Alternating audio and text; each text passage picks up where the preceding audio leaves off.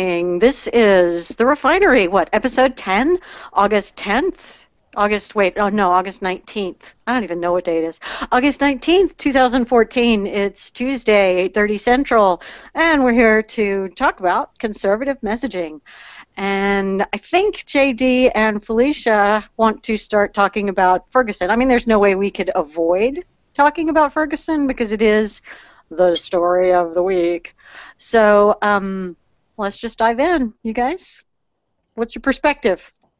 Uh, I just want to first start off by saying after last week where I was not really so happy with some of the stuff that, oh my God, now I can't think of his name. Matt, I can't think of his last name now. Who? Darn it. What? Uh, Walsh. Matt Walsh, thank you. I'm sorry. That was not a Freudian slip that I'm just trying to not remember the guy's name or anything. But no, Matt Walsh, among some other writers, came up with some good commentary on Ferguson this week, and basically that commentary was that it's really too early to say very much about anything. There's a reason why we have due process. There's a reason why we have a system of laws, and he was very, very fair going through the discussion, or going through all the information that we have, and not painting it in a particular way. And that's what a lot of people are guilty of during this past week. There's no doubt that what's gone on in Ferguson has just been awful on a lot of sides. I mean, from the protesters getting infiltrated by these rioters and these looters, to some questionable practices by the police, in my opinion. There's been a lot of stuff that's gone on. A lot of mistakes were made, and it has gotten away from the facts of the case and justice and actual, things that are newsworthy. Instead, it's become this sort of vortex of opinions and you're stupid, no, you're stupid, no, you're stupid, no, I'm right, and moral high ground, and you hate cops or you hate black people. Um, it's been tough to watch, and Fishy and I have been spending a lot of time watching the live streams, of which there are quite a few, and they are harrowing to say the least. Watching reporters get shot at, police get shot at, smoke bombs, tear gas being thrown into protesters. It's a really bad situation, and you have a bunch of people spouting off about it without having any facts, or shoehorning facts that they do have to fit their narratives without really taking into account all sides. It's troubling. Because people are seizing upon it as an opportunity to, recruit people and fundraise and get their message out, and they're trying to use the events and use the emotions in the community, and it's become at this point about so much more than the people in Ferguson and the people who live there. I think we're pretty close to, within a day or two, of the people of Ferguson being almost irrelevant to the whole situation. Yeah, it's very troubling, and there have been a lot of interesting interviews with the people on the ground there, the people who actually live in Ferguson, talking about just the horror of living in that neighborhood right now, and what's going on, and how their lives have been disrupted. And it's amazing and horrifying. There have been a lot of interesting issues, though, that have been brought up through this process. I mean, we got to watch, I think it was last night, a reporter with Vice magazine try and get through a media line. He was there with several other members of the media.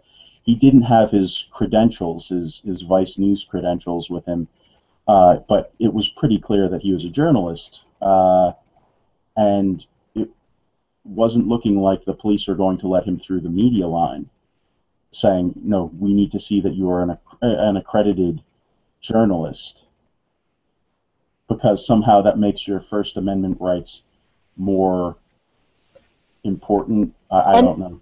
And that's something I wanted to stop and pause on, the accredited journalist thing. Because didn't we have this conversation either early this year or late last year over what journalism is and who gets those First Actually, Amendment? I'm going to stop you.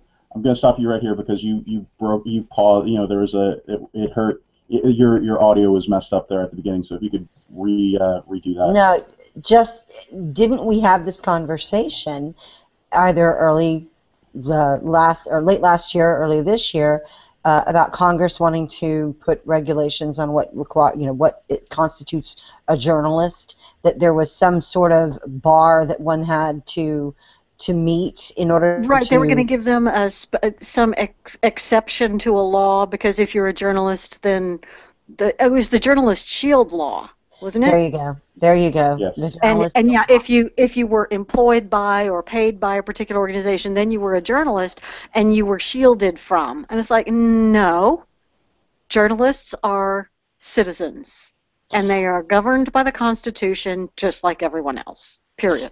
Well, and the press was always understood to mean the means of distributing opinion, the means of distributing information. It was never meant as a profession to be, the First Amendment was talking about freedom of the press. They meant the access to actual machines that could help you disseminate your opinion. Right, printing a leaflet and handing it out. You can stand on a street corner and hand a piece of paper to people. You can talk about whatever you want. You can talk about it out loud. You can talk about it in writing.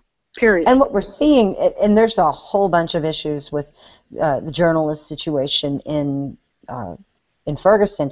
On the one hand, you have police officers who feel as though they need to protect journalists, because if they don't, bad things could happen, and that would be the story.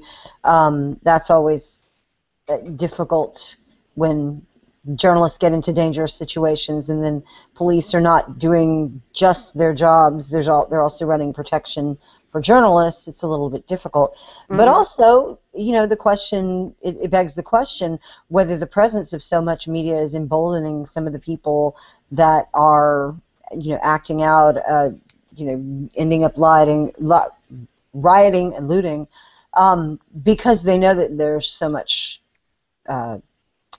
press around, whether there are people that are just protesters who are acting a little more aggressively simply because there's a camera trained on them. I don't know, but the whole thing about last night, the credentialed journalist thing, just stuck in my craw over that whole bit about the Shield Law before, because here you have people who could be walking around in the crowd documenting the agitation, but if they're not accredited journalists, they might not be able to go and do those things. It's crazy.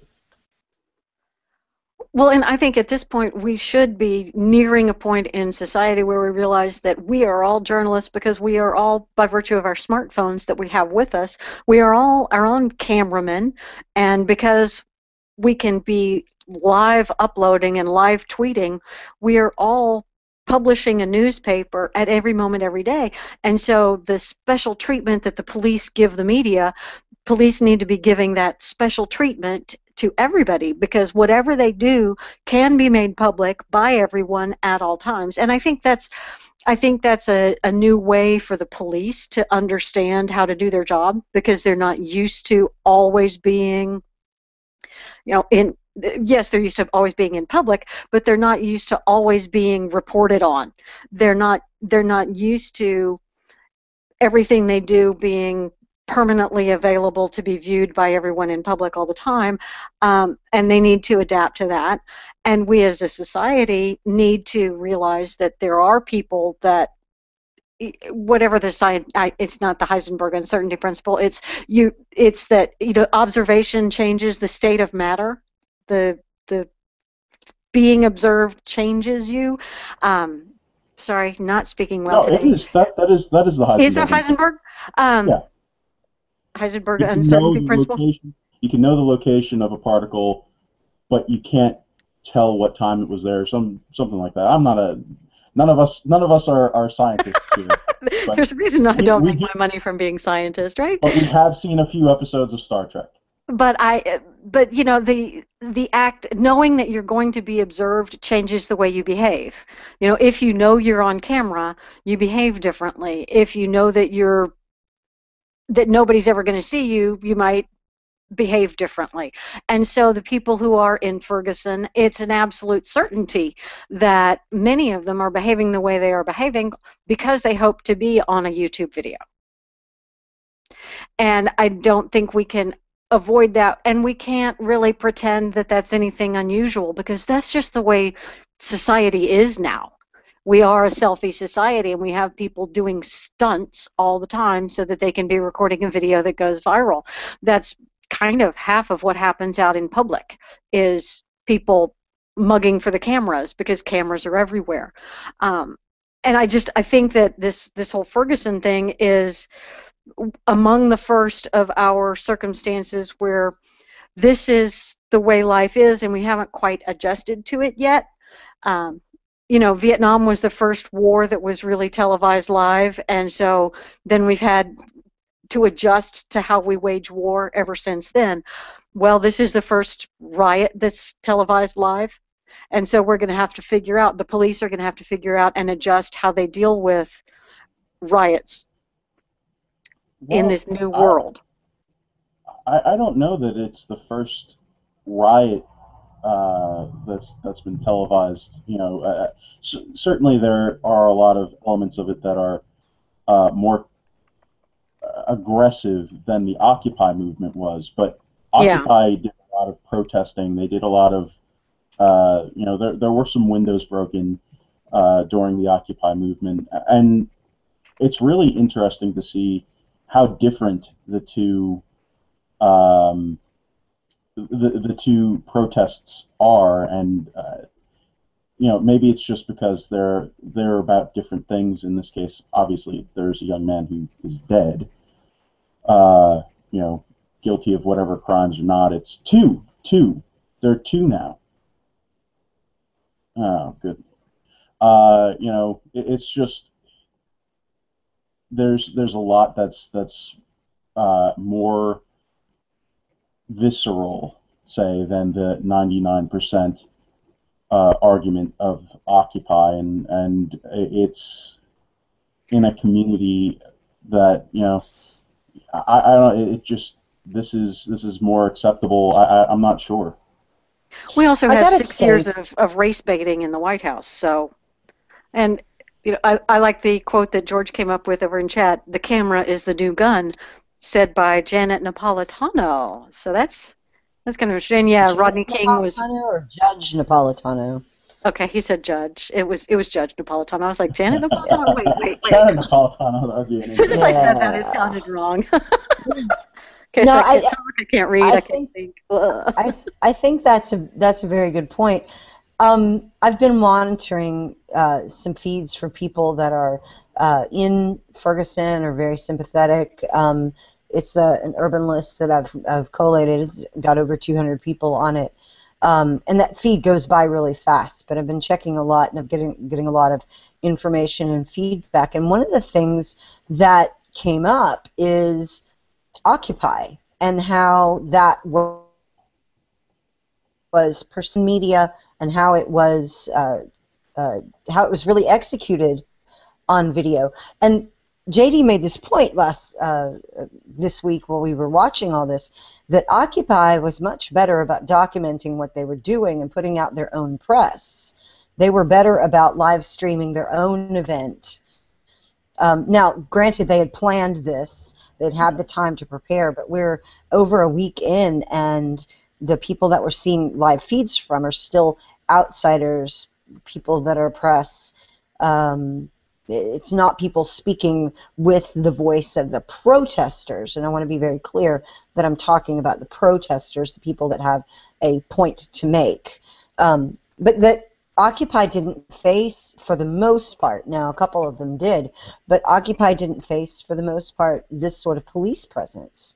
We didn't see these vehicles rolling down, South Manhattan, rolling through town. We didn't see tear gas deployed at Zuccotti Park.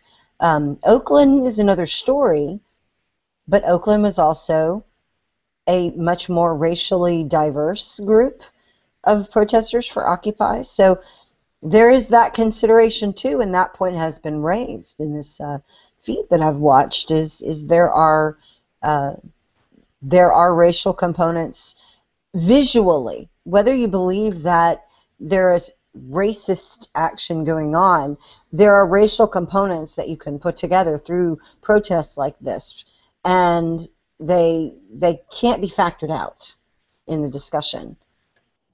No, they can't. And another thing to keep in mind is that culturally there are groups that are, agitators that do this kind of stuff. We could talk about a lot of different groups. I think there are global anarchists, global socialist provocateurs that travel the world and come to these sort of things, and they throw rocks and they set up the bricks for other people to throw, and they do that. They show up in the crowds and pull the masks on and break a window or two. That's been confirmed that there are communists in the crowd. And what's weird is there are communists and anarchists, which blows my mind that those two types kind of work together and do the same thing, but that's a whole other issue. It's a misnomer, that whole situation, the anarchist communist thing. It's completely it's set up just like the word liberal has been ripped away from our movement. Thankfully, we aren't really associated that much with anarchists, but there's this side that simultaneously wants more government-provided stuff, wants more goodies from the government, but calls themselves anarchists. And because they want to break stuff and destroys businesses. So they haven't really figured out what the correct term is for people who destroy businesses and call themselves anarchists when they're actually communist sympathizers. But hoodlum seems to be an effective term. And something I want to point out is that it's been a lot of the anarchist sympathizers have been pointed out as being white kids. Mm-hmm. So that's another thing to think about, and it's just and that brings up the necessity for people in the protests themselves, as much as they can, to document that sort of thing. Sure. When they can, and either grab someone who does have a camera or bring their own, and make sure that they are catching that. It would be much to their advantage to be able, whenever possible, to capture those agitators, infiltrators at the source as soon as they can. And the difficulty is that those things happen later at night when things aren't well lit. It's very difficult to see what people are doing at that point. Daytime protests have always been calm. There's not been a problem at all. Right. It's when the sun goes down. And it's not just when the sun goes down, but it's also when the sun goes down and things get a little bit rowdy, then the cops decide, okay, we're not happy with the situation, so we're going to turn on the sonic cannons. The sonic cannons cause the crowd to disperse. The dispersal of the crowd causes splinter groups to form, and that's a lot harder to keep an eye on than one large group of people. One large group of people you can see. A lot of tiny groups of people, very hard to see. Let me ask something. Very hard to keep track of. Let me ask something, though, because I know a lot of us here have questions and concerns about the cops being that armed to the hilt, like with Rand Paul's article and so forth. But let's take a step back and look at what they're dealing with. And I do feel they're overarmed, okay, for what it's worth. But let's take a step back and look at what they're dealing with. We're talking about thousands of people raging through a city who have totally committed themselves to wanting their brand of justice before knowing the facts. They are totally committed to, no matter what the facts are, no matter what the facts say, because I actually read some leftist blogs a little bit, well, because some of the evidence has come out, some of the HuffPost type stuff. Some of the evidence is coming out now that, he wasn't shot from behind, he was shot while facing, and, things like this. And then, you got a bunch of witnesses now corroborating the cop story. Now, maybe that will turn out to not be legit. I don't know. But when you read these things, all of these people on these blogs, like 95, 98% of them, immediately assumed lies. These are all lies. Absolutely lies. You can't trust any of it. And these lies come from, I don't know, cops, white people, whatever. Think about what the cops are dealing with. I think they need to be pretty armed, guys, because they are dealing with thousands of people who want to lynch without and absolutely could not care about any of the facts and will deny the facts no matter what they say, and are holding a rope in one hand. It is terrifying. It is. I get the point that you're making there. The thing that is happening, and this is across all of the sides, or if there are whatever sides there might be, this is what's going on a lot. People are not able to agree on the definition of words. And when we play fast and loose with words like justice, which are charged with emotion, especially in cases like this, there are going to be people that are going to insist that it means what they say it means. And that we do see that things that don't fit someone's narrative are quickly discarded. And that's on every side.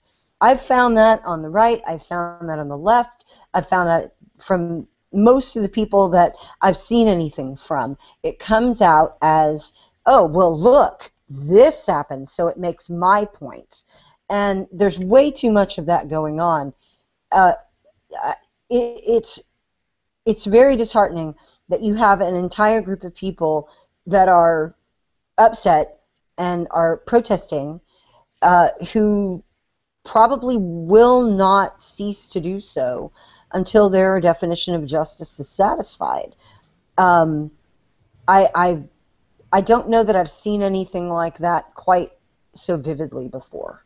Well, look at the reverse of it. Look at slavery. When slavery was going on in this country, the people in that era in the South, especially the Democrat-run KKK and things like this, did not care what any evidence said.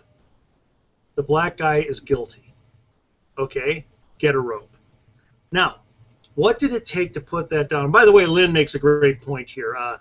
He basically says, hey, yeah, but this is beyond the scope of the local police. You should call them the National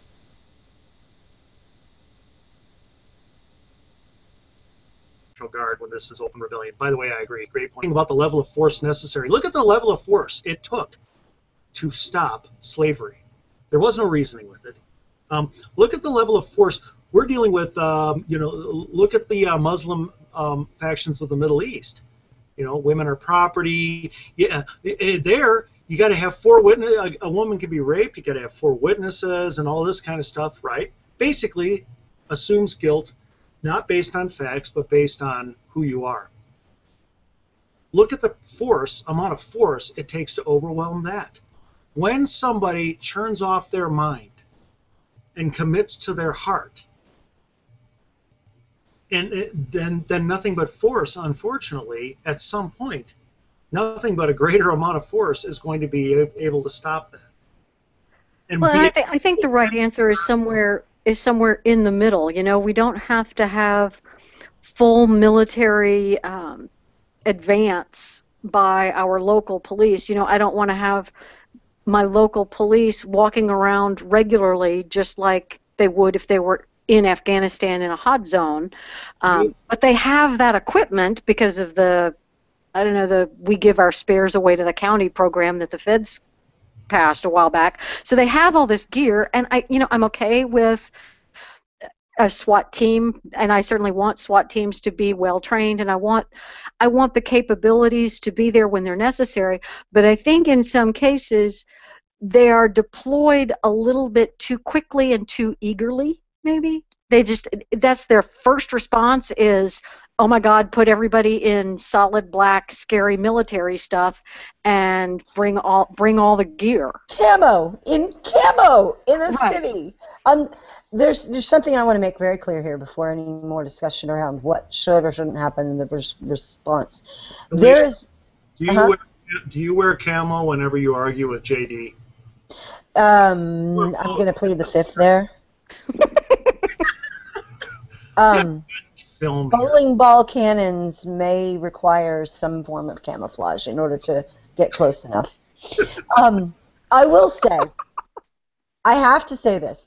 There is an issue that we're talking about the over-militarization and the escalation of militarization of police. There's a separate issue about Ferguson response to keep peace and attempt to allow people to protest and have their say with, whatever you think of what they have to say without being in a very risky position and without endangering others. There are multiple issues at play here, and I think that talking about the militarization of police, we're looking at an example of what it can do and how people respond to that. But it's a greater point. We have Boston to look back on, where people were taken out of their homes, house to house, and their homes were searched, and everything over the course of we saw it on video, but we were very lucky to see it on video because people were sticking their cameras out their windows. We didn't have this media presence there. So that is a trend long term that I think we need to address separate events on the ground in Ferguson. And though they are related, I don't want them conflated. Let me ask a simple question. First, I got to agree because, look, let's face it, the too quick use of great force also exacerbates the problem and makes the mob much worse. I think we can agree to that. Let me just throw this question out. What are you going to do about a mob like this? Because, and by the way, not everybody in the mob is hateful and dangerous. There are peaceful people there too, but you know how the mob goes. The violent ones, be it in the Old South or today in a protest or wherever, the violent ones are going to be empowered. What do you do about it? What? Well, I think that we've seen a lot of repeated attempts at the same thing, at least from the feeds that I've been watching. The police have gone through the same exact procedure every night that I've been paying attention, where they are there, they line up, then the protesters, the first sign of anything getting a little bit chippy, in come 3 different SWAT vehicles, and then the sonic cannons come out. And as I said before, the crowds get dispersed. The one centralized crowd gets dispersed into a bunch of tinier crowds, and that's when you see the real looting. That's when you see the real violence occur, when you have bunches of groups broken out. Because one of the things that you see in the protest groups, when they are in a big group like that, there is a good deal of self-policing going on. There, especially in the more recent protests, you have a lot of people coming in from outside of the state, outside of the area, who are actually trained at protesting in, these are leftists that, you know that the left knows how to protest in a way that might wind up getting them arrested for optics, but generally does not. They don't want violence to be a part of their protest because that makes the protest look bad. So there are a lot of recently there's been a much better job of self-policing, but when the crowd breaks down, that's when things get out of control. And the crowd breaks down whenever I've seen it. The crowd breaks down after the sonic cannons get brought in, after the tear gas gets fired. That's when things really go nuts. So I would like to see some more moderation. I'd like to see the cops not escalate into the sonic cannons, not escalate into that stuff. It was very impressive to me. Last night, a water bottle was thrown, and the cops didn't react. It was fine. Everything was calm, and the protesters calmed back down. Then, a few minutes later, the SWAT vehicles came in, and things went nuts again. So, I don't know that there's a solution that I can offer that's provably going to work, but I would like to see more than just the same thing that they've tried every single night for the past week happen. So that's just where I'm coming from on this. But I before we get too far away from it, I do want to point out that it's not just the leftists that have been going about there's only one possible solution to there's only one possible one possible way that the events occurred thing. I mean, I read a lot of people from the onset making claims about, oh, this had to be this is clearly the cop is clearly correct. There's before any of the facts of the case came out, we had people on our side doing this too. So it's not just the left that is out of control with the shoehorning of facts to fit a narrative. There were two narratives going into this, three narratives. There was the narrative that I subscribe to, which is there's not enough information, let justice go about its business. And I think that's what we should do. Then there were the guys on our side, on the right, generally, that were saying the cop must be in the right. There's no chance that anything he did was wrong, and without any evidence to back that up. And then there were the people on the left who said there is no way this is not a murder by the cop. So, if I may, please. Look, I've observed an awful lot of people commenting on this, people on the right, and virtually all of them are in your group. Virtually all of them said, I mean, don't get me wrong. I'm sure there were a few who are like, no, the cop's got to be right, but I got to be honest, man. Virtually all, and I'm talking like on the town hall blogs and this stuff, virtually all said, we don't know the facts. We don't know the facts, and what they were angry at was the left assuming without the facts. I saw a scant little bit, and maybe it's the circles we run in or the places we read. That's probably what it is. But I'm talking like on town hall blogs, National Review, the talk shows here in town in Denver. I heard virtually all your position. I heard virtually none of leaping to defend the cop no matter what. For what it's worth, I'm just being honest here. No, maybe it's just the difference between the established bloggers and just people. I mean, that's where I'm encountering this. I'm talking about my Twitter feed. I'm talking about people who I see in Facebook groups or in places like that. I'm talking about individuals. I'm not talking about people who are writers for blogs or people who are, journal. That's not what I'm talking about. I'm talking about response from people, from rank and file members of the conservative movement. But you go to a lot of KKK meetings, and that alone, that's disturbing to begin with. But don't you think you're going to get a bit of bias there? See, the thing is, I got put on their list automatically because of just how, when you emit light, the way You're that a I tall, do, very, very white man. You're a target recruit. you wind up on the list. It's so hard to get to get your name off of the list.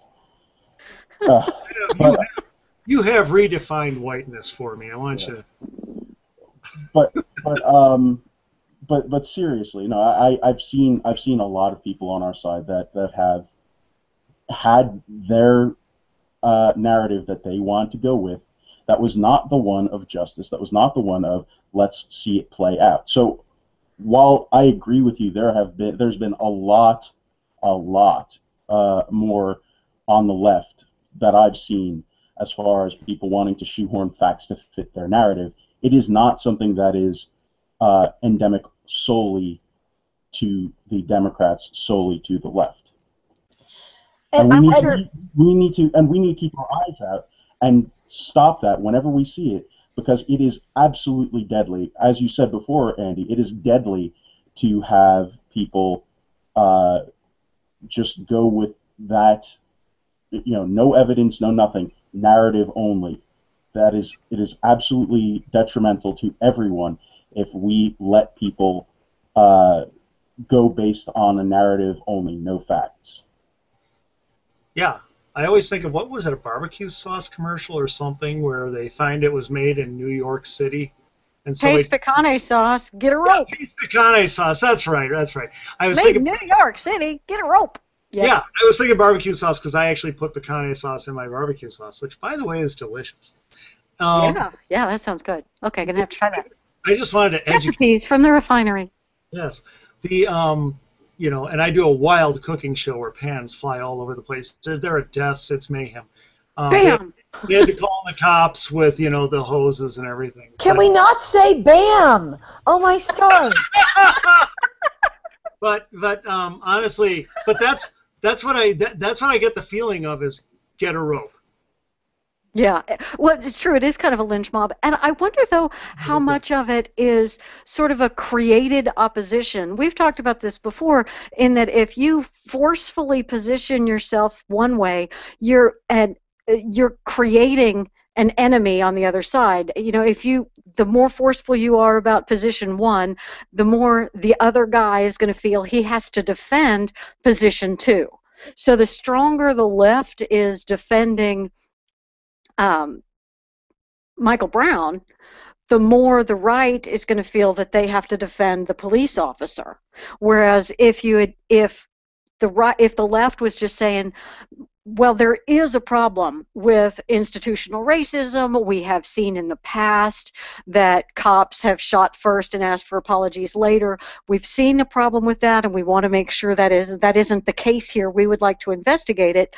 Then the right would take a similar position and say, you're right, I agree with you, we shouldn't automatically trust all authorities, we should investigate this. This is a more complicated officer involved shooting than normal and should probably get more scrutiny than just the Ferguson County or the St. Louis County Police. And then we would have stood alongside one another and worked towards a conclusion. Instead, we've all been drawn into these opposing forces, and one side has to win.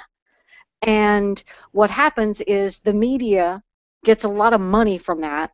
Bloggers get a lot of articles read from that, and there are an awful lot of people who have a real, a dog in that hunt for keeping us oppositional. There was an article this morning, I think it was John Hawkins wrote, what's the dirty little secret? The dirty little secret might be that both sides actually agree on 95% of us, 95% of this whole story, in that we're not sure, and this is absolutely worthy of further attention, and if the cop did the wrong thing, he should be punished.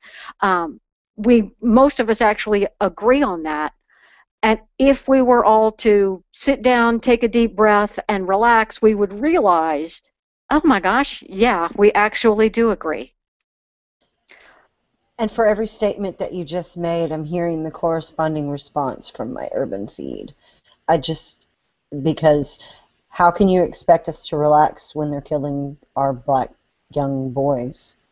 This is what you're seeing, the disconnect. If you were to look at statistics, it wouldn't matter. If you were to look at incidents of well, I'm not even going to list them, but if you were to look at any of the national trend statistics that would make or not make your case, what you're doing is making or not making your case. You're not speaking to the issue at hand that has people concerned.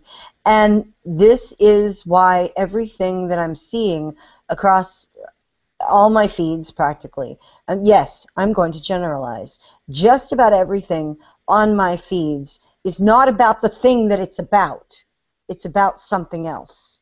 It's about an agenda. It's about a bigger story. It's about a narrative. And at some point, you have to ask yourself, when I see a tweet that goes by that says, Jake Tapper just became the most honest journalist in America, for a piece that was where he's standing in the middle of the road and pointing, there are the protesters, there are the cops, what are they doing that merits this? That sort of thing. Now that's a good perspective, but it's not the only perspective that you need. But that's the response that I'm seeing. Here's the most honest reporter out there, especially on CNN, which has taken some heat for getting things wrong. Now, when you have no news source at all that's going to be perceived as being unbiased, being able to tell the truth, being able to get the facts or only the facts, and not venture off into agenda land, when there is no source that both sides will accept, we have a problem in the country. It's an institutional problem. I don't know how to fix it, but I'll tell you it's exacerbating what we're seeing. Yeah, it is pretty insane that the kind of rhetoric that gets thrown around, particularly from the left, from your list, which if you guys aren't following, you should be able to go over to Twitter/something fishy and then click on the More tab, and there will be a button that says Lists. It's the communities list there that you should look at and watch and follow. It's very it's fascinating.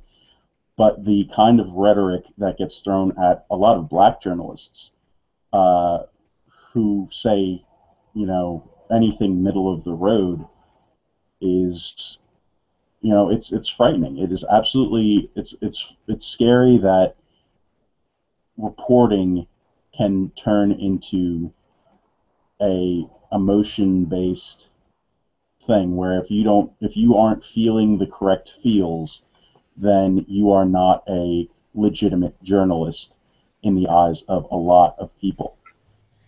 Right, and when you're looking at the feed, keep in mind, the reason that I even started this feed was weeks ago on the Refinery. We had talked about trying to understand and listen to people that weren't like us and get more input and more voices so that we could understand people in order to be able to communicate with them better, to be able to take our messages and our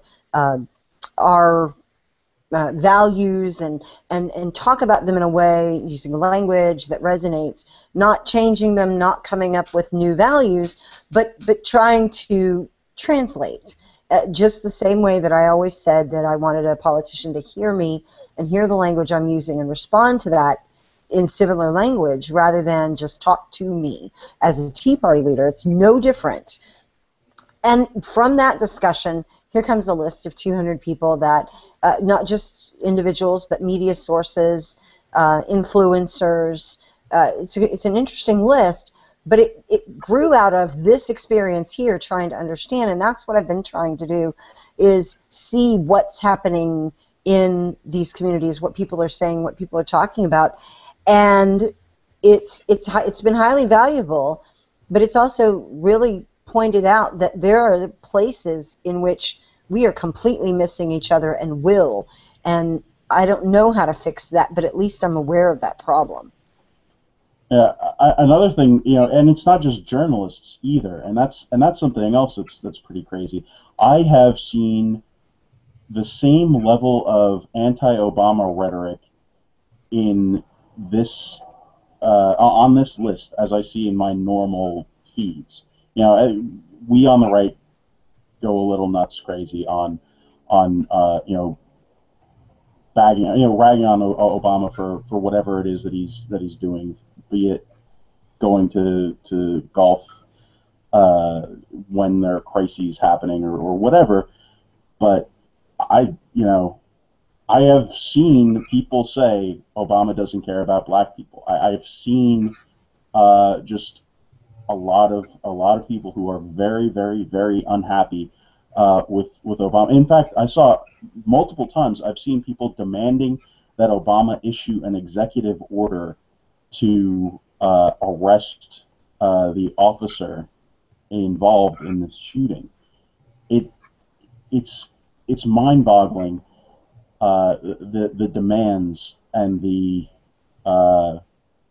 outrage that's going on, and what the desire is.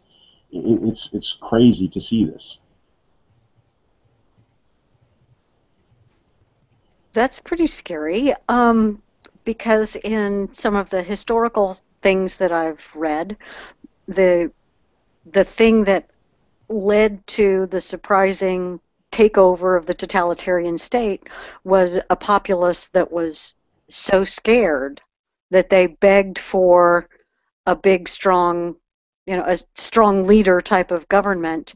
And wow, looks like we have, at least in Ferguson, kind of a way to see how that could happen, because we see a small group that is brought to the edge of chaos, and there are voices among that group that are scared enough that they are calling out for a strongman leader to take over and fix things for them. That I still believe in Americans enough to believe that that could never really happen as far as the whole country is concerned. But you can kind of see how it may have happened in the past in smaller countries. For sure, and that's something else that we haven't really discussed, is that we talked about how the freedom of the press has been put into some sketchy areas during Ferguson, and how that's been captured on tape or on data. I guess you really can't say tape. On I'm tape. sorry, I dated myself. But we do live in an era where indefinite detention is a thing, and if the protesters, the rioters, I should say, if the rioters who are going out there and causing distress, if they were charged with terrorism, which is that's not too far certainly off. feasible. There's nothing saying that these people couldn't be carted off to Gitmo for the rest of their lives.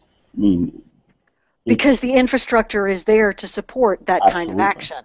We have allowed that infrastructure to be built up on paper as our response to the 911. Oh my God, I'm in Ron Paul territory. No, we aren't. There's no tinfoil around here. I'm not saying this is going to happen. I'm not screaming about FEMA camps or any of that stuff. But just keep in mind that this is totally within the realm of possibility. And this is the thought that has been keeping me up nights as well. Not just seeing what the pictures are, but the ramifications of what I'm seeing, how it plays out, how it ends in a way that doesn't, burn Ferguson to the ground, figuratively or literally. And one of the thoughts that had struck me was that exact one about, does anyone realize that the people that are agitators can precipitate an event in which a federal agency can designate people as terrorists and disappear them? Right. It is conceivable. It is maybe not possible, but it is definitely conceivable. And that is not a point that's easy to make in the long run around people that are emotionally invested in something right now.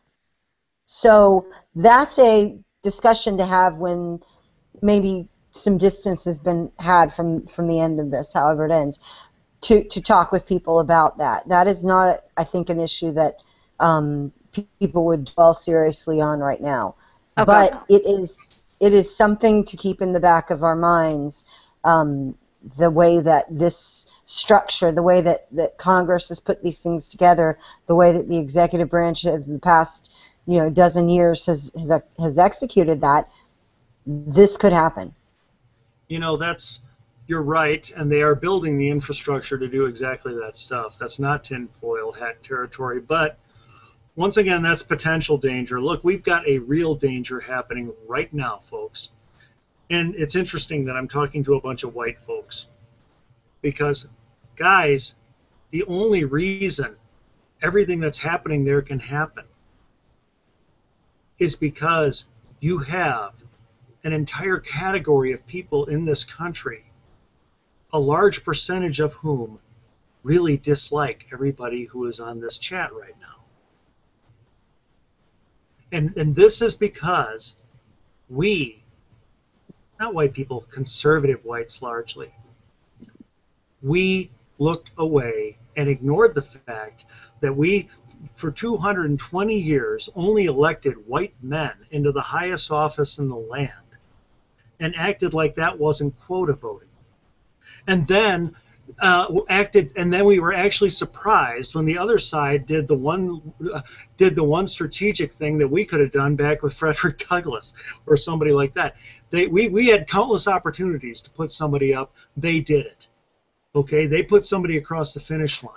A horrendous, horrifying, anti-American zealot of a president. But that's what they put forward. Well, that's what he is. Okay, sorry, he comes from my old digs. I know exactly where he's coming from. Guys, we made this. We made this. The reason all of this can happen is because of how much they hate us. And we haven't fixed that. And No. And we can say, well, gee, they won't listen. I understand. But why not? Why won't they? Why won't so many of them listen? Because we allowed the other side to be the only side they heard. Rand Paul. Rand Paul. That's a great point, though. I'm going to get away, kids. Because how often have we seen this is Karl Rove strategy. This is, this is Lee Atwater strategy, going back that far. Our whole electoral strategy has been built for years on identifying the base and turning them out in as large a percentage as possible, because winning in the short term is how you govern in the long term. We all get that. There's some merit to the idea that, and I've been saying it for years. Right, you're a proponent of that. Yeah. You're winning, you have to win in order to govern. But the follow-through beyond that is that you are able to govern and be seen as governing for more than the people who voted for you. And it is very, very difficult to be perceived that way anymore in this environment, no matter what side you're elected from. It's just, there are people vocally and permanently who will reject the authority of someone that they don't like being elected. And whether that's at a local office or a national office, it's disheartening, but this is the place, the house the left built. This is what they became, but we participated in that in our own way. Now, having said all that, I'm definitely open to how we communicate to people that need to go out and speak for conservative values and for freedom and liberty and for choice and choosing your own life. I'm open to hearing how we start moving our politicians, our speakers, our influencers in that direction, given this ground that we're standing on. Well, we have a roadmap. I hate to continue to beat this drum, but we do have a pretty good example in Rand Paul, who's going into these communities, who's going to people that the Republican Party, conservatism as a whole, hasn't addressed, and is presenting our message and is presenting a friendly face, somebody who agrees on a lot of things with the. Go ahead. No, just can we also say that that's separate from, even though it might be in the service of a presidential run, that regardless of who's running, someone should be doing that. Oh yeah, no. That's absolutely true. Do I think that Rand Paul would be doing this stuff if he wasn't running for president? Maybe I'm just too much of an optimist, but I do think that he would be doing this because I think that it's needed. I think it's necessary. I mean, if you, what is mind-boggling to me is that we don't have more people going out and doing this. Because if you look at the demographics, if you look at what constitutes the Republican base, if we don't go into these communities, if we don't make our message, palatable to more people, then we are going to be a dead party. We are going to go the way of the Whigs if we do not get our message out in an effective way to communities that we do not currently reach. It's just our voter base is dying off, literally. Well, and here's the thing. Let me throw 4 names out there. You did one, Rand Paul, because you're just a groupie and you always throw out Rand Paul. It's just what you do. I understand. I want you to muss your hair up like his next time you do that. It would. I can't do the front curls. It doesn't work. That would be hard. The visual would be tough. Maybe if you were hanging from the ceiling. So, but let me throw out 3 more. Marco Rubio, Bobby Jindal, Ben Carson. All 4 of them broaden our base. Now, here's the funny thing, and they have deep disagreements with each other on various things, and we agree with them on some and don't on some other things. But have you noticed that virtually everybody else on the right are doing nothing but debating over how to unite, how to turn out not even the base. They've given up on that. Only their portion of the base. Sarah Palin turns out her portion of the base. Karl Rove turns out his portion of the base. This is ridiculous. Their portion of the base isn't even a quarter of the country. Okay? And meanwhile, you've got 4 people who have their disagreements, and there's a few more. Those 4 just jump to mind. Okay? But who are expanding the base, and these people who are, and the ones who just want to turn out their portion of the base, want to look for every reason they possibly can to tear them down. I don't really see very much tearing down of Bobby Jindal or, I mean, Marco Rubio. I can definitely see there are people who definitely went out for blood against Marco Rubio, but I also don't really see the same level. And this is not a contest here. I agree. I think that Marco Rubio and Bobby Jindal and Dr. Carson go out and do help to broaden the base, but I don't see them anywhere near as prolific as Rand Paul in that regard. I don't see them doing as much as he's doing in that space. And I would love it if they were to up their game, if they were to go out there and do more, because quite frankly, that's what we need to have happen. I got to bring up something T's saying in the chat. She says it needs to be year-round spending time in minority communities, not just to get someone elected, and that is definitely consistent with our message for a long time. But she also points out that Democrats are not door-knocking, not officially for votes, but they're passing out school supplies.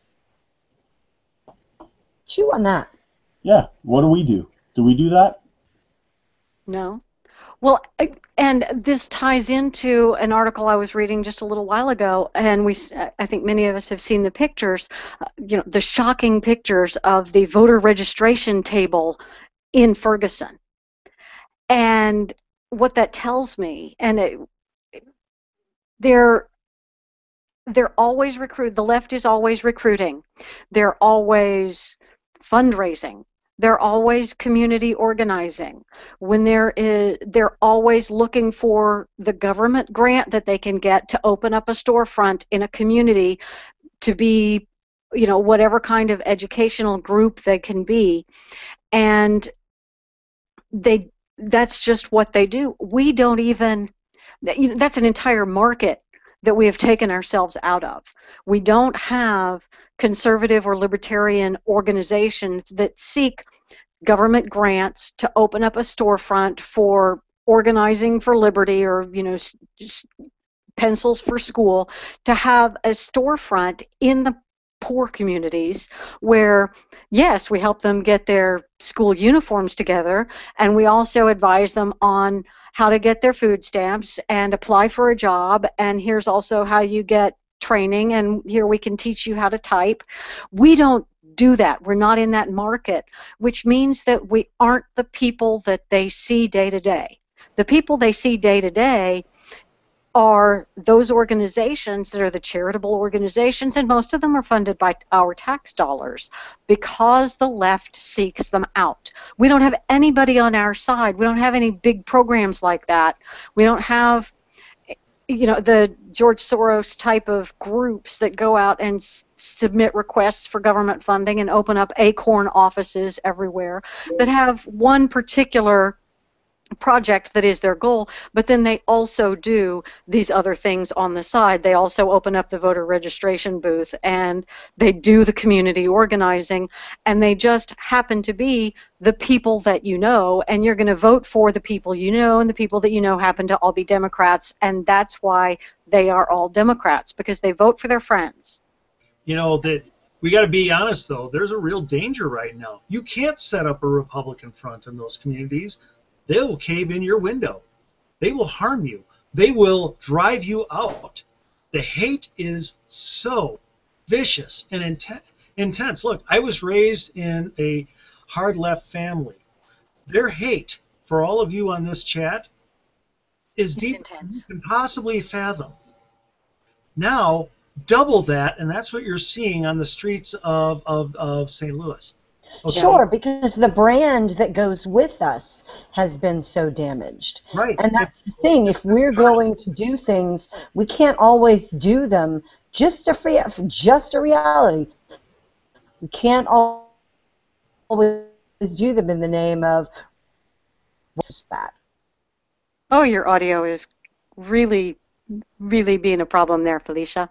I did find the quote. This Education Exchange Corps is a nonprofit that works with at-risk youth. And the guy who is the president of it, Elad Gross, has been in Ferguson handing out voter forms and water. So here's the table, I need to get some water, and here's a voting registration form from the guy who happens to be with the Education Exchange Corps, which is a nonprofit that works with at-risk youth. Do I think there's any chance that these are Republicans or independents? No. This is a Democrat front group. And they're doing all of this on our tax dollars. And it's a beautiful thing because that's just who and what they are. It's how they work. It's how they do their business, and they're very effective at it because they're handing out voter forms and water. And it occurs to them when they see the people protesting in Ferguson, they say, you know what, I'm going to get my pop-up tent and I'm going to get my table and I'm going to go out there and I'm going to do that and I'm going to bring water with me. And like T was saying, I'm going to go door to door and I'm going to hand out school supplies. I tweeted the Speaker of the Missouri House, who's a Republican, a couple of nights ago, saying that he needs to go down and talk to the people on the ground in Ferguson. And, I didn't get anything back from him, but that's what we need to do. We need to be in the area. And I know, Andy, I know I know all about the hate, and I know all about the disgust and the distrust, but we have to build somewhere. Yes. And you know, if there's one thing that I do know, it's that if somebody throws a brick through a Republican office, that's a news story. That's something that you can film and you can document, and that's not something that people will be happy about. I don't think that there's a way that helps the Democrats in any way, shape, or form. So is it something that sucks? Is it something that is going to be difficult? Absolutely, but I think it's something that we definitely need to do, and it's something that that my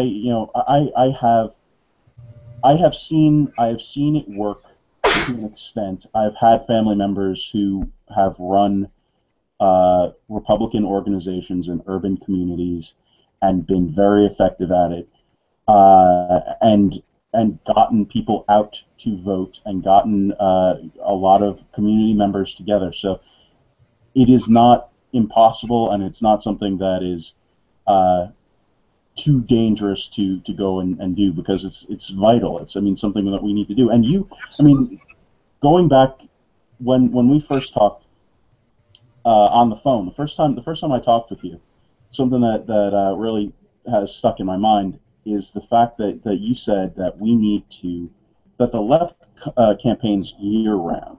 The left never doesn't campaign, and that we think that we can just win elections in the 5 months running up to an election.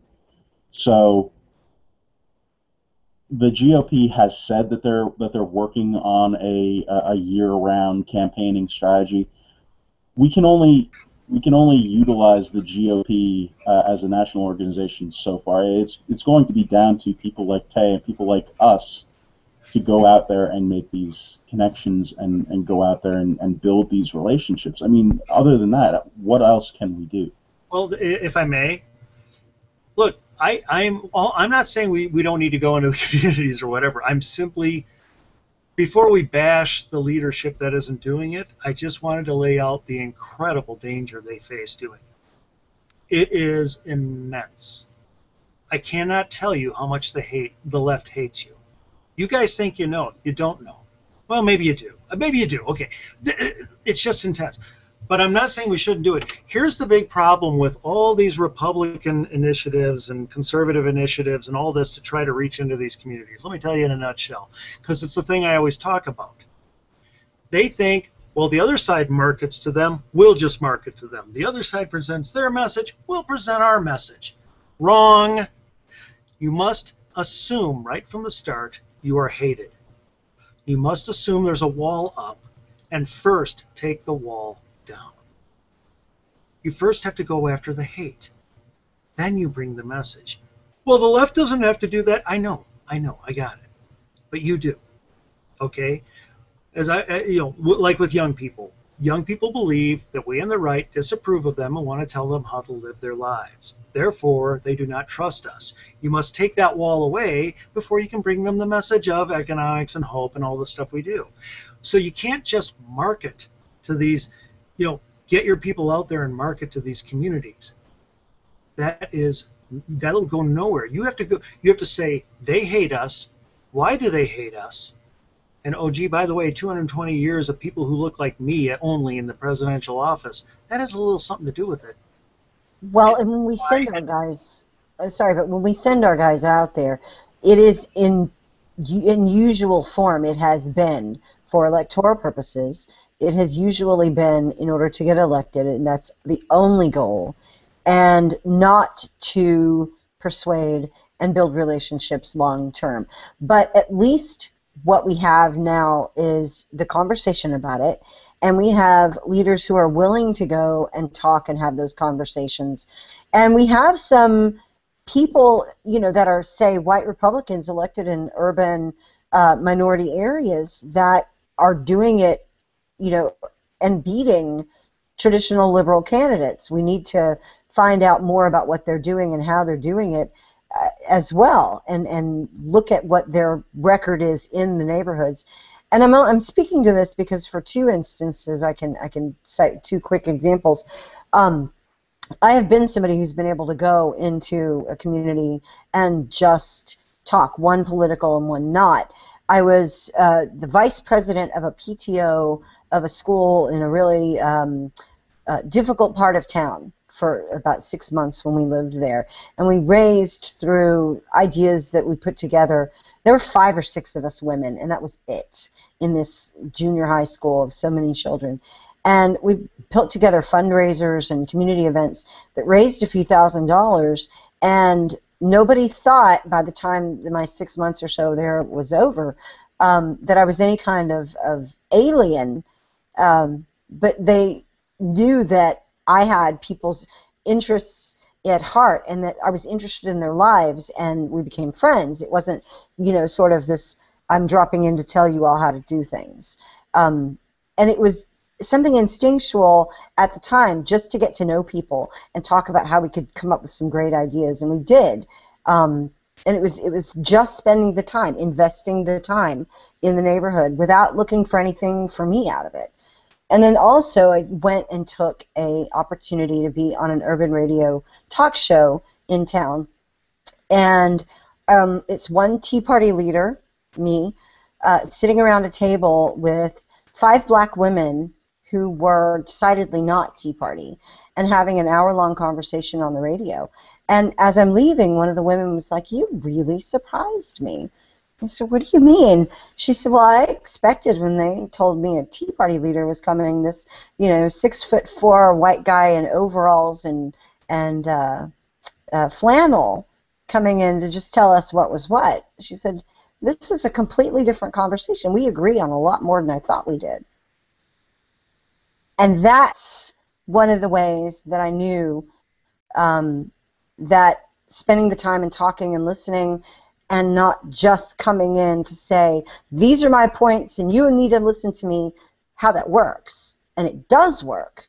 We just have to have enough courage, I suppose, to withstand that initial discomfort that it's going to take to do that. What we lack is the ability to get over some of the discomfort that causes based on the environment that's there ahead of us, the ground that's there ahead of us. Well, yeah, I think a lot of it is, hi, I'm a human being. Yeah, I know I'm a conservative, but I'm also a human being too. We have to humanize ourselves because the left continually dehumanizes us. They otherize us, and we have to fight against that by first being human, and second, doing something for them before we can, number 3, ask for their vote. Instead, what we have is a lot of strangers showing up and asking for their vote. And these strangers are the caricature of the weird conservative that they've been told about. He's, some guy that drives into their neighborhood with a red, white, and blue car and shows up with the red, white, and blue podium and says some stuff and asks for their vote, and, and that's about it. And instead, what the left is doing, the left is, by being there all the time, the left is being one of you. And the left is bringing you your school supplies or helping you fill out the forms that you need, or they're helping you with that. They're getting you the water. They're getting you your voter registration. They're providing you with a value, and then they're asking for your donation or your support or your vote or your help. And at that point, then, you're willing to help your friend. You're not doing what the political guy tells you to do. You're not obeying, you're helping your friend. What we have not succeeded at being is the friend that they want to help. Yeah, well, I think, and with what I think the common message that I'm hearing from all of you here, all 3 of you, is this. If we go to them with the idea of how am I going to get your vote, then that's what's in it for us. Right. If we go to them with how can we better your lives, how can we unleash you, that's what's better for them. Mm-hmm. And I'll join JD here. That's what Rand Paul was doing. Enterprise zones and stuff like this. He was going into their neighborhoods, he was going into their neighborhoods and saying, look around you.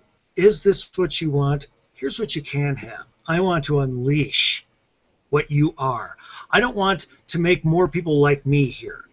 I want to unleash you here. And I want to help.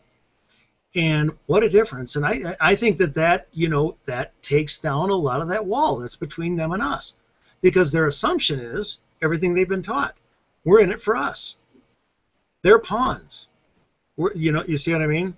And I think that's the biggest key. When we can't just market to them, that's ridiculous. That's not assuming the wall is there. The wall is there. We need to approach them with, we are here for you. We care about you. We're not here so we can get more votes and win the next election. Yeah, we want that, but only because it's better for us and you. Does that make any sense? No, absolutely. That's 100% the case. And I think that one of the biggest things that we need to do is we need to ask what they, we need to go in there and listen. The listening bit is the most important thing to me. I think that hearing what their concerns are and going in and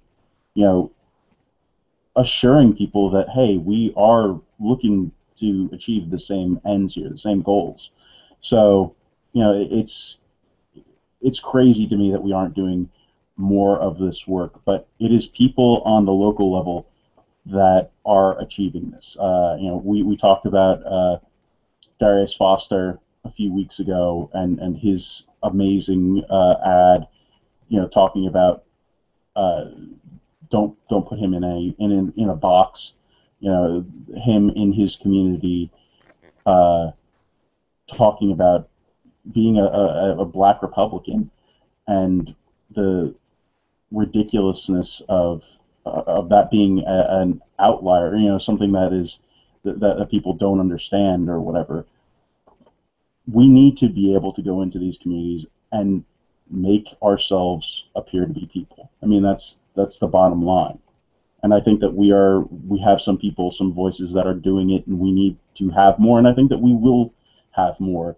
But we have a lot of years to make up for. We have a lot of ground to recover because this is our fault. We ceded a lot of territory for some temporary gains.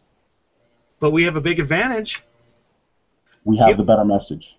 Well, that and also what I was talking about last week. We got nothing to lose because we're already losers.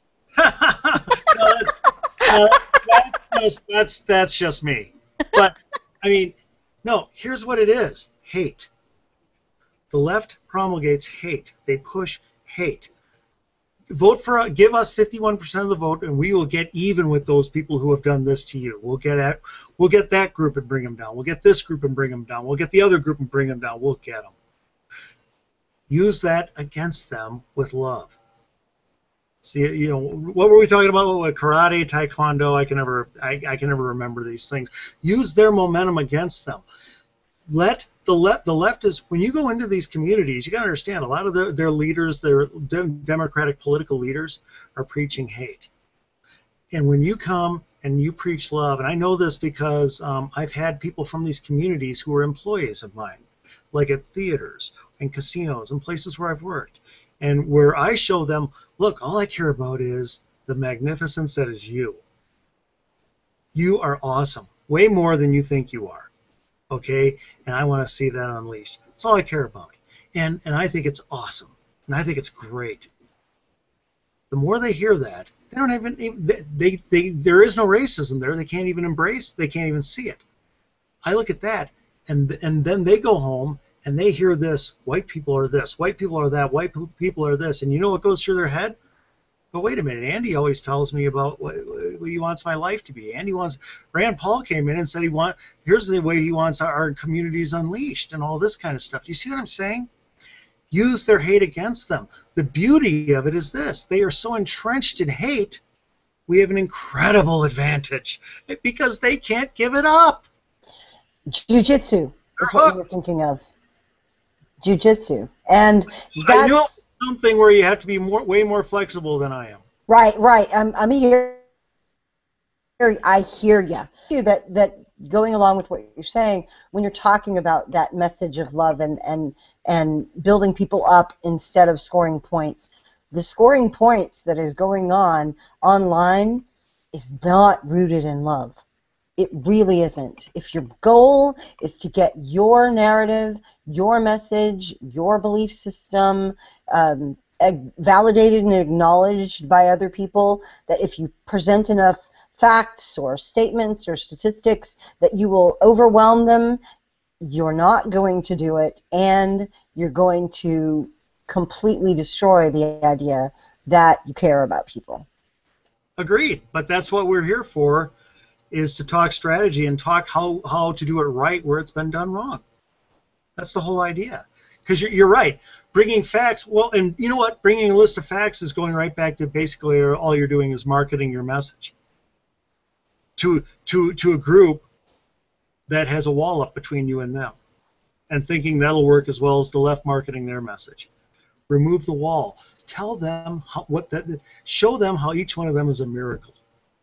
You're posting a bill of goods to a side of the wall that the people aren't on. It's like there's Right. a wall there. You're putting it on the wall, the right wall, but it's not on the right side of the wall. It's very, very counterintuitive to try and do that. That's great imagery. Yeah. Thank you. I'm a master at that. Um, but And yet you hang nothing. And yet you never hang anything on that wall. It's because the tape kept on Oh, okay. falling off for conservative insurgency, which we're still not getting paid for, but we still want you to go out and buy. And I'm sure Kurt, we're working on it. The scoring points thing that Fishy pointed out, and that's really what I'm talking about. Back before when I was talking about conservatives, with certain conservatives wanting to push a narrative, it's the getting out ahead of a story and scoring those points. That's the thing that I hate. I hate that. I hate the point scoring. The look at the scoreboard. Oh, I was right on this. I was right on this because I called it. I called it. Can't you see that this is exactly how it was going to be from the very beginning? And people jumping on the bandwagon now that there's some evidence coming out, and that's still evidence coming out is not the same thing as court date set and things happening. It's not the same thing. This is still very much conjecture, and we don't have all of the facts. But with the trickle of facts coming out, people are saying, "Oh, it has to be this." See. I was right all along. I was right all along. Yeah. I think as facts come out, it can go along with some of the chilling, calm down, I'm a little tired, let me get back to my normal life. I mean, we're a week out, and the events in Ferguson and the chaos in Ferguson, it's going to die down gradually over time anyway, because these things just run out of gas as long as there's not another flame lit to exacerbate it. And frankly, with Eric Holder going there tomorrow, I'm a little concerned. Because if anybody can pour gasoline on a fire, I believe he can. I am hoping that his better angels take sway with him, and that he actually makes the situation better by bringing some calm and some, hey, let's all just wait for the answers to come in, and everybody carry on about your day and go back to your business, and let's rebuild and all of that kind of stuff. I would love for that to happen. I don't, I'm a dreamer. I believe in unicorns and rainbows and all of that kind of thing, and that Eric Holder is going to be helpful. But we have had a lot of people that are seemingly more eager to make themselves seem right than they are to actually find an answer or a solution or to make the world better. They're more interested in putting forth their fact or getting you to agree that they were right and you were wrong, or getting you to agree that they were the one who was right all along and that they are therefore better and smarter and handsomer and more popular than you, far more than they care about making the world a better place. It's like scoring points in baseball. It does nothing for you because baseball is judged on runs, not points. You're scoring points in something that is completely different from the game that we're actually trying to win at. You're not getting the right stuff. You're not getting the points that you score by being ahead of a story are not anywhere near the same things as getting people to the ballot box and voting Republican. It's not.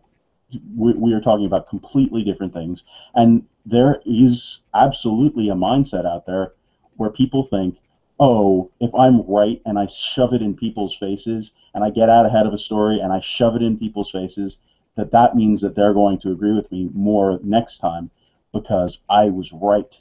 I was right and I knew it all along, and these guys are always going to be evil bastards. And it just it does the exact opposite of what constructive conversation is supposed to do. Well, what's the worst word in I was right? I. Yes. See, it's all about me. It's all about me being right. It's all about me doing this and this and this. And, that's okay for somebody like Rush Limbaugh because that's the shtick for a show. I get that. That's not so okay for us reaching into a community. It's about you. What you can be. And don't you right now, look, guys, I'm not just saying this hypothetically. I've been in discussions, like at the workplace or whatever, where some liberal is going off and doing the hate fest, and I'll simply talk about, and I'll say, and I'll simply say, all I see around here are a bunch of people with some different ideas who can all be fantastic in various areas of life, and I don't want to control that. I don't want to tell each one of you you have to be fantastic in this way or that way. I want you to be fantastic. I love that. I want you to be fantastic in the way that you can be. Notice I'm talking individualism, not collectivism. I'm not saying a single political phrase and I'm winning them over and the leftist looks awful. Awful. And anytime I've done that, and I've done it many times, what happens? Within the hours that come afterward, I've got people following me around. So what do you think of this? What do you think of that? What do you think of this? Why? Because it wasn't about me being right. It wasn't about I. It was about them. Yeah. Not being right, them being unleashed. Sorry, go ahead. I gotta say that also brings a good point where we can talk about positive point scoring. Because while we're not talking about how it's not useful when it's individuals dealing in a community, however, this week with today, Rick Perry's lovely mugshot, or as I saw on what E! Online called it, his smug shot. Yes, that was funny. That was very funny. There's an opportunity for some serious point scoring based on the nature of this story, in which there is a hyper-political office in Texas that the leader of which was running around drinking and was arrested for DWI and was asked not only by the governor but by plenty of people working with her in law enforcement capacity, etc., asked to step down and wouldn't, and Perry withheld funds and vetoed funds to support that office based on the leadership that it was under, and that told her that if she left, that unless she left, he would veto their funds. And this is the crime for which Perry is being indicted. And people from the right... No, he's not indicted for vetoing. He's indicted for saying he was going to. Oh, no, the veto is in there. Oh, really? It's a count of the indictment. You can find that on Puerto Rico. There are two counts. I thought it was just the threat of the veto. It's 2 counts to the indictment. We'll have the link in the description where people can go and read all of the difficult and hilarious verbiage that the indictment carries. But he was indicted, and he went today for his mugshot, for his processing, and immediately conservatives across the internet started taking good advantage of that, putting his mugshot up against the drunk DA's mugshot and saying Rick Perry won. And then Tony Katz did this great what, Governor Mugshot Challenge or something like that. Yeah, it was a hashtag. Let me see if I can find it. Yes, it's hilarious where he's got pictures of the different different governors and even congressmen or senators here and there. And I was like, well, isn't it great that Perry's on the leaderboard when Illinois has so many contenders? But Right. So many governors have mugshots. That's right. freaky. So that sort of point scoring is great. I think it's positive for us. And knowing the difference is really important. We can have a lot of fun with this because Perry was dealing with an integrity enforcement section that had as its head someone who was not only charged with and pled guilty to a DWI, but who was using the influence of her office and threatening officers in the meantime. He's in a righteous position here. Yeah. And even people on the left are acknowledging that this is full of crap. And I love the way that conservatives have taken the ball and run with it on that issue in scoring points, because that's where you can do the left some really amusing damage that other people in the middle are going to see and go, yeah, I kind of agree with that. Because they're the ones that are abusing the office of prosecutor by bringing this indictment, and she was abusing the office of DA when she was arrested by threatening, call Greg because Greg will get me out of it. And they said, when one of them said, you've been arrested for DUI, and her response was, well, that's your problem. And that's a direct threat against the law enforcement officers. Basically, she was saying, yeah, you're going to get in trouble for this because don't you know who I am, and all of that crap. And I do like the fact that we're turning it back on them, and if we play this right, we can turn it back on the Democrats and expose a real problem that they've been able to get away with for far too long, because they've actually been pretty successful at using lawsuits and the threat of lawsuits to intimidate and cause our good people to back down and to cause our good people to walk away in shame.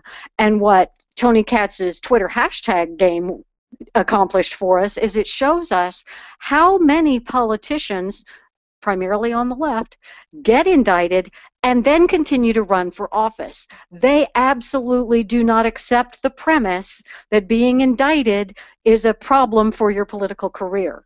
So all the people who want to convince us that, oh my gosh, Perry's indictment, that really is going to count against him, it really is going to be a problem with him if he chooses to run for president, well, actually, no, it should not be. We have to reject that premise in its entirety, because this indictment is so bad and so laughable. If he was being indicted for some legitimate crime, then yes, it should be a problem for his future career. But this indictment should not hamper his future in any way, shape, or form. He is a victim of abuse of the legal system. And being a victim shouldn't cause you to not be able to pursue your career in future. I mean, we reject that concept, don't we? And I think if we approach this right, and so far it seems like we have been approaching this with the right kind of deft touch, as far as letting it be moderately amusing, kind of making fun, but at the same time making the point that this is a serious miscarriage of justice on the part of the Travis County District Attorney's Office. And kudos to the leftist bloggers who have been looking this over and who have decided to be honest about it and say that this is a ridiculous prosecution. Think Progress didn't get on board with this. Can we take a moment to appreciate that? Yes. Think Progress knows toilet paper when they see it, and that's what this is. And I just want to point out how awesome it is that the video, all of the videos, all of the imagery that we've gotten out of this story, and how it's propagated throughout the internet. It's been very fun to see a lot of those GIFs out there of some very wobbly Texas Democrats. Those some very interesting stuff going on there, and it's been fun. And I must say, this was not videotape that was released just now. This Right. video was out when it happened. We're seeing it again, and more people are seeing it because of the story that's linked to Perry. But this was on the news in Austin, at least, at minimum, when it happened. This is not some dredging up somebody's old video. And in the video, you can see when she asks the officers, "Why are you taping?" and they say, "Well, you've been belligerent. You've been non-cooperative. We need a record of this." It's so reasonable. It's absolutely so reasonable. You see her dancing around, stumbling around the parking lot. This is the person who's put this sort of thing in motion in this battle with Rick Perry. And if that is who is going to lead the charge against Rick Perry, a lot of people on the left are going to say, we'll wait for the next thing to come along. We're not jumping on this train. Yeah, because she's the one who should have been damaged and resigned in shame, because she actually did very wrong things. She had an open container of vodka in her car. She was swerving across bike lanes. She was 3 times the blood alcohol limit. And then she was abusive to police officers when they arrested her, and she continued to be abusive and kicking doors and yelling. I mean, she was all kinds of bad stuff and abusive of her power and all of that crap. And anyone who drives in Austin, who's ever been to Austin, who doesn't know the topography, or who is familiar with the topography, will get what I'm saying here. And those who don't, you need to understand. Much of Austin is very shady, tree-lined streets, winding roads with varying elevations, going up and down hills. A person who is sober, driving with all their faculties in Austin at night on the west side of town, is challenged enough with their driving. Someone impaired is a super dangerous threat. And it's just that much worse what she did. Yes. The fact that she did it there, in a place where driving is a little bit difficult anyway, at the best of times. And she was a Travis County DA and the head of the Public Integrity Office. Her job was as paid for by Texas taxpayers to investigate state government for abuse of power and unethical things. She absolutely lost every bit of credibility that office had. And for Rick Perry to call for her resignation was non-controversial. She should have tendered her resignation the moment she was sprung from prison. Actually, she should have tendered her resignation before she was convicted and sent to prison. A decent human being would have done that. But this becomes all political. She's a Democrat. That position has been held by Democrats since dirt. And had she resigned, Rick Perry would have appointed her successor. And then the Travis County DA would have been a Republican. And that's why she did not resign. That's the only reason she didn't resign. And that's why all of the Democrats in Texas supported her staying in her position. And that's why the George Soros-funded group is paying for this lawsuit. I mean, that's Texas Political Justice, or whatever that group is, that started this whole thing. That's a Soros deal. I mean, the whole thing is so dirty, it's unbelievable. And they're also paying for more of her liquor, and that alone is driving the costs sky high. Oh, one of the stories I read actually had her liquor budget, and it showed, the particular brand of vodka that she drank $80 bottles of vodka, and it showed they had gone through her finances for like the year before she was arrested, and she had bought like 80 bottles of vodka in the space of a year. I mean, it was just a huge amount of vodka that this woman was drinking. Just huge. It was like a 4 or 5 month period. There were 40 or so bottles. Yeah, if I huge. recall right. It's like, What is this lady doing? Somebody's getting their drink on. I'm just saying. She actually got in an accident and got cut, and she was bleeding clear. And the terrible thing was somebody nearby couldn't see and they lit a match. It was horrible. It was just terrible. I don't even want to go into it. It's Rebuilding efforts continue, yes. She lost a lot of weight, though. I actually have a serious question on this. Since I'm not in the area and I don't know what the local news, what the state news was on the subject, was MAD involved on this? I mean, did anyone contact any of the numerous anti-drunk driving? You mean Mothers Against Drunk District Attorneys? Matters. That's three Ds. That's three Ds. But yes. Were they contacted? Was the regular version of MAD contacted? Who were there any of the numerous anti-drinking drunk driving outfits involved in this at all? I don't recall that part of the story from the time that it happened. That's something to look up, and we can add that link in the chat if there was any, or in the description if there was anything there behind that.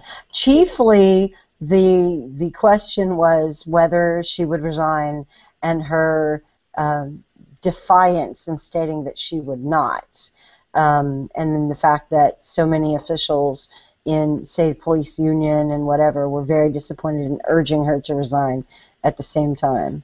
So public opinion was never with her on this, but I think a lot of people were just not going to press the issue, maybe because it was, liberal Democrat, I'm not sure. That office is what it is.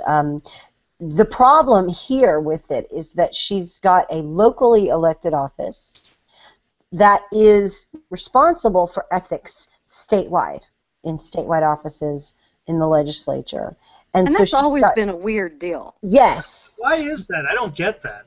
We can't figure that out either, and there are people who are intending to bring it up in the next legislative session starting in January, hoping that this tension with Perry will push that bill up again in order to do that.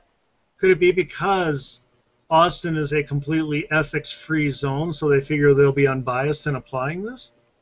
That's one theory. They can study ethics like a completely foreign language because it is, sure. Exactly. Maybe because they can get at all the legislators because they're right down the block from the the administrative offices of the DA. I'm not sure. Well, and maybe it's similar to the whole D.C. Circuit Court thing, because there's some stuff that happens with the D.C. Circuit Court that affects Washington, D.C. and the whole nation just because of the proximity of D.C. Maybe that's kind of a comparison with Travis County handling the state. It still seems weird, though. Yeah, I don't know how it's handled in other states, and I doubt it's handled this way. It seems like a good idea to have an independent person in charge of a public integrity unit. That is, but then you have the replacement appointed by the governor. If it were an appointed office, it would not be independent, since Right. it is an elected office, but it's housed in the local area. Only the elected, the electorate that elects her to the local position has a say in who runs the statewide position, and it's a very sketchy arrangement looked at from that perspective.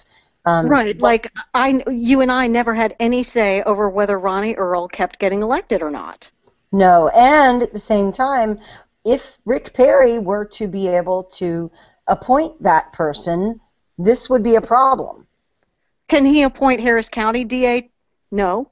Why does he have the ability to appoint the Travis County DA? Well, if there's a vacancy, he could. But if that were the structure, I don't think anybody wants to replace an elected by the Austin people only DA with an appointed by the governor public integrity unit leader. No. You want to have that office elected, statewide, independent. Yes. The same way that the comptroller's office in Texas is not appointed by the governor or appointed by the legislature or elected from there. It is a separate fiscal watchdog for the state that is elected. One must run for that on one's reputation. So that seems to me the best answer. We'll see what the legislature comes up with, but it had better be creating a statewide elected position for the Office of Integrity. Well, and isn't part of our problem with this Lemberg chick that there was prior to Perry's decision to veto the funding for that office, there was something that the Senate did where they voted to continue the existence of that office, and there were enough wishy-washy Republican senators that voted for it that allowed her to continue, that then caused Rick Perry to go against him. I remember reading something. It was vague to me. I didn't really understand, but there was like this cabal of, and it wasn't Joe Strauss's people, because that's the House. It was wishy-washy Republican Texas senators that voted kind of along with the Democrats and caused part of it. Yeah, who knows? The legislature in Texas, is specifically the Senate in Texas, is very cloakroom, good old boy, that sort of thing. Decisions are not made in public. They're made in the back rooms. And that's not always a bad thing, because sometimes when you're doing all this stuff out in front, people are grandstanding and whatever. Horse trading happens, and that's a thing. But, yeah, I don't know. Who could keep track? I mean, right. That is the point. Let's take this out of the purview of the office that's only elected by Travis County, and let's do it statewide, and it seems to solve all the problems. Yes. You've got to have somebody independent, I mean truly independent, to be able to investigate things like this. And you might say, well, a Republican gets in there and then you won't be able to investigate Republicans any. If there's a person sitting on top of an office and there are about 4 or 5 politicians waiting in the wings that want that office, there will be support for looking at someone who is doing something wrong.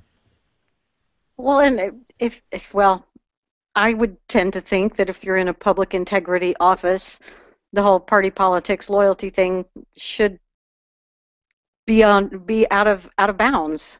But then again, I'm a dreamer. I can't. Me and reality, we don't have that great of a relationship anymore, because reality just irritates me way too often. Well, and being a dreamer, Marco Rubio just gave you a call. You need to return that call when they were through. Wow. Is that really how we want to go out? With a dig at Marco Rubio? Oh man, that's rough. That was a serious burn. I'm pretty sure that Fishy, the official rhino, just accused me of being a rhino pro-amnesty person. I'm pretty sure that's what just happened. I'm not sure. Rubio is in my bracket. I'm just going to say, there's a spot. I'm not digging. Oh my, oh my. We got 10 minutes to go. Before we get off of the subject of Texas, though, you guys have a thing that's happening in Texas soon that Fishy's going to. I don't think that Leslie is going to it, but the Party of Choice will be there too, correct? Yes, we are going to be at Defending the American Dream Summit from Americans for Prosperity. Cannot wait to abuse Andy in person. Right. Andy had to leave a little bit ago, but that's why I'm saying it now. Oh, yeah. Is that this weekend or next weekend? It is the last weekend of the month. It is Labor Day weekend. Okay, so it's a week and a half from now. Yes. Okay. Okay. Well, it's good to have that build up. It's good to have that build up there so that people know that this is on its way. There's going to be trouble brewing in Dallas with trouble in River City. Right here. Yes. Yep. You realize you're going to have to film a lot, and so who all is going? You, Corey, and Andy. Right. Who else can be there that you know of? I'm not getting a lot of response from folks that I know here. It's a holiday weekend, so people have plans, and school just will have Yeah. started, and then they have a long weekend. So timing is a little sketchy there. But that is the same weekend, apparently, that Ben Howe and Brianna Howe are moving to Dallas to join, which they announced today, the Dana Show on the Blaze. Oh, that's cool. Yes, so the Howes are coming to Texas. Everyone will eventually get here, I'm just saying. Yeah, just give it enough time. They'll all be here. Yes. And I was seriously considering rearranging things and going, but then my trip to Lubbock of last weekend, the car wasn't as air conditioning fresh and cool as it was supposed to be. So a drive to Lubbock during the day, it was very hot. I was sweating buckets, a long drive, but whatever. The air conditioning kind of worked, but not all that well. So then I got back and I took the car in to have them look at it, and they looked at it, and it's going to get fixed tomorrow, and it is 4 digits before the decimal point to fix my air conditioner. So that kind of made me rethink my rethinking of not going. So I won't be in Dallas in 2 weeks, but I will have a Ouch. working air conditioner in my car. So yes, some sort of decisions Priorities. have to be made. Priorities, yes, indeed. Yeah. Hashtag reasons why Texas is a terrible, terrible place. You need to have AC there for more than 6 months out of the year. It's We need to have AC Suck here it, Jersey more than 12 months out of the year. yeah. And yes, I use my air conditioning when I drive from my house to my office, which is a mile and a half away, and it's at 8 o'clock in the morning. Yes, I have to run the air conditioning because it's too damn hot by 8 o'clock in the morning. Mind blowing. Because this is the South. Sure. I actually have one last thing that I want to bring up. I don't know. It's kind of outside of the realm of discussion from everything else that we've been talking about. But Superhero comics. We're going to talk about comics, aren't we? Because you're the comic guy. Video games? No? No. Okay, cool. I feel marginalized by your statements there, by your assertions. That's a macroaggression, but only Yes. That was actually a macro aggression, pretty much. I mean, Yes. there was nothing micro about it. Right. Anyway, the thing I want to talk about is I watch a lot of YouTube. Even more so now that we've been putting up all of the clips that you guys should watch here on, the Refinery. And share and like and all that kind of stuff, yes. Share and like and all of that stuff. One of the channels that I follow is one called Wisecrack, and it's the one that puts out Thug Notes, which, if you're not familiar, is it's a hilarious short form review and discussion of classic literature. So they have Pride and Prejudice, and they've done all sorts of if you can think of it, Moby Dick. If you can think of it, they've done it pretty much at this point. No Atlas Shrugged, and that's what I'm getting to. They also have something called 8-Bit Philosophy as a part of that channel, and one of the episodes that they put out recently was one on Marxism. So Wisecrack puts out really high quality edutainment videos. They're educational, they're informative, and they're very fun to watch. They are entertaining. And it's that combined with stuff like Bill Nye the Science Guy, Neil deGrasse Tyson, even going all the way back to Carl Sagan. We've had this gap where the left has really owned the educational, entertaining side of programming forever. I mean, as far as I can, look back, I guess maybe the shift was after the initial run of Schoolhouse Rock. Then things started to split where the left really took over. And you can see Mm-hmm. that in the more recent Schoolhouse Rock videos, which I've written about, and I'll link to it later. It bugs me that we have some really good quality educational stuff. We have Prager University, we've got Learn Liberty, we've got a bunch of different channels that FreedomWorks and Reason even have really good long form educational discussions, and they're not low budget things.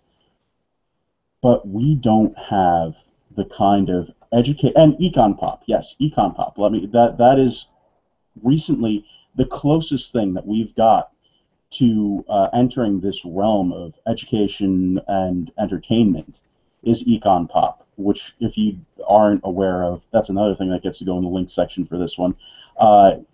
It's an awesome series talking about movies and economic concepts through those movies and that are represented by those movies. But what I'm trying to get across is that we have great voices, great minds, and not ones that are unentertaining. We've got people that are really good, entertaining, funny people like Adam Carolla and Greg Gutfeld, and we do have a pretty good Andrew Klavan, Stephen Crowder. We could go through the list. There are a lot of people on our side that are funny and could get education. Can get stuff that is handled by the left and put it in a conservative voice. That's the thing. With Thug Notes, with 8-Bit Philosophy, these are not necessarily political arenas. They are, educational arenas. They're ones that, again, we are letting the left own education by us not being there, by us not being a part of that discussion. And I think that's really sad. I mean, we have people who are absolutely qualified to handle these discussions and are absolutely capable of going in and being a Bill Nye type or being, doing the Thug Notes thing. I think it would be hilarious to listen to Adam Carolla do a summary of a classic novel and go through the points and what the meaning behind the book is and what the philosophical ramifications are, or the underlying themes, all of that stuff. I think that would be awesome to watch. My question about this is, do you think that we don't have people competing in that arena as much, if at all, simply because it's easier to play to the base, to do things that our side naturally agrees with? And I'm asking that for two reasons. Number one, if you go into the major market, the everybody, I want to hit as many people as possible market, you're competing with many, many more content producers.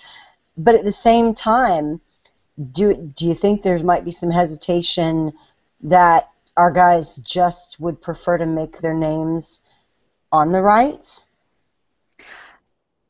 I think that's definitely something to think about. And certainly it's easier to play to a base that is going to, eat up your content. It's easy to market conservative ideas to conservatives, obviously. I mean, that's something that you do. And something And they that don't gets even done. have to be that good to get an audience in some Well, cases. I think some of it also is the labeling and the ghettoization that happens, because Bill Nye is the science guy. He's not the liberal science guy. He's the science guy. Neil deGrasse Tyson is just a astrophysics guy. He's pitching liberal ideas, but he is just a science guy. And when our people do it, they are the conservative science guy. And, Julie Borowski isn't the funny YouTube girl. She's the libertarian funny YouTube girl. And it's either they label themselves, which means they restrict themselves to their audience, and they feel that they have to in order to get the audience, because we're not going to watch generic funny people, because we are aware that generic funny people talking politics are all freaking liberals. It has to be labeled conservative or libertarian for us to think it reflects our values. We think we're kind of in that mode, and they are kind of in that mode when they are seeking an audience. And even if they don't, they get labeled by the left that way, and then it's ghettoized. I don't think that's necessarily the case if we approached it the same way that Thug Notes does. If we approached it the same way that a lot of these other infotainment concepts do, and there isn't. It's not like Dr. Sparky Sweets comes out with a swastika, or not swastika. I'm sorry, a sickle and hammer and sickle on his shirt every episode of Thug Notes. He doesn't. It's not there. There's no overt leftist socialism. It's just a natural part of who he is, and it's infused through everything. There's subtle liberalism behind a lot of these things, and why is there no subtle conservative undertone? Why can't we compete in that same market? That makes me think of the question that Brass asked me due to something I posted. John Oliver had about a 10-minute response to Ferguson, which was reasonably thoughtful and well done. And I don't like John Oliver. I'm not a fan. But this resonated with me in a lot of ways. And he asked me, where are the conservative John Olivers? Where's our conservative Jon Stewart? And I got to thinking about that. And do we, when we are searching out sources, are we self-selecting too? That we're only picking people who are confirming our view, such that a person who's going to take an apolitical or a middle position that is neither advancing a view or that brings up an idea that we don't agree with, are we going to then demonize them? Is that what we do to people who bring up ideas that we don't agree with, and we shut them down? I mean, is that why we can't compete in these areas? Because we won't support folks who maybe don't carry our water the way we want them to? It's very possible. I think we support the other side far more than they support us. But we do have a tendency to preface our comments with, I hate Bill Maher, but this one thing he said was true, rather than just saying, watch this clip, it is a true thing, or it is a good point that is made by a person. We feel like we have to preface it with hatred for the person or hatred for the show, or yes, I understand they are liberals, but they said this one thing that was non-stupid. There's a good reason for that. What? There's a good reason for that, because what we end up with is when we share something that's thoughtful from Think Progress that says that Rick Perry doesn't deserve to be indicted, that this indictment is crap, people look at it and say, oh, well, let's Think Progress. They reject those sources out of hand. And I'm afraid that what we're doing is we're rejecting our own people who could move to middle acceptability among apolitical people by saying, well, they didn't toe the line on that issue, so they're dead to me. And then we don't support them enough to get them out there into the middle. I can tell you this. I've watched a lot of Red Eye over the past, I don't know, however long, 6 years or whatever. I've watched a lot of Red Eye, and Greg Gutfeld has a lot of comedians on, and a lot of those comedians are conservatives, and not like, wimpy conservatives, but actual pretty strong conservatives. A lot of them with a strong libertarian bent, but you get the Adam Carolla types, the Jim Nortons. Jim Norton is a guy that I love. I think that he's great, but if you were to try and promote Jim Norton as something that conservatives should watch or listen to his stand-up, I can't imagine that ending well. I mean, to the base that we think of, or maybe it's just me. Maybe I'm not giving us enough. Maybe I'm not giving us enough credit, but I think you're right. I think it would be very hard to get a positive reaction from people, no matter the fact that Jim Norton has a lot of good stuff to say, he's going to get hit for everything else that he has to say, for all the fun, Gavin, I keep thinking Gavin McInnes. What would the reaction be to Gavin McInnes? Gavin McInnes would be the perfect, absolute perfect person to do something Thug Notes-esque, to do something that is that educational, because he does it. I mean, he's done that, and he's in advertising, and he knows how to get this stuff done without it coming across as Ayn Rand is the only answer to all of the world's problems. Right. But suffice it to say, I think it's something that we need to look at and ask the question: why is it that we don't have this content? Why is it that we don't have this content available, and why aren't we competing in this market? Because complaining about Bill Nye being the chief expert on global warming, uh, and have him be a beloved person in American culture, yeah, it's going to be very hard to disagree with Bill Nye the Science Guy. My generation loves the guy, and I love him. I love everything that he's done from forever. So we are not doing ourselves any favors by not being in this market. Very true. Very true. And I think with that, we have to call this episode complete. Any arguments? Not at all. No. All right. We are going to say thank you very much to our online viewers and our online chatters and everybody out there listening in real world land. Time for everybody to go to bed. It's late. We will see you guys next week, 8:30 Central, Tuesday night. Bye, everybody.